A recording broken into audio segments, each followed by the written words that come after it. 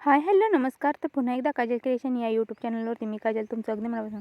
तर या पद्धतीने बघू शकता तुम्ही या पद्धतीचे लटकन बनवले आहेत. या पद्धतीचे स्लीव्ज आहेत आणि फ्रंट साईडला कटोरी ब्लाऊज आहे. तर हा 32 चेस्टचा ब्लाऊज आहे. हे 5 ब्लाऊज एकाच कस्टमरचे आहेत आणि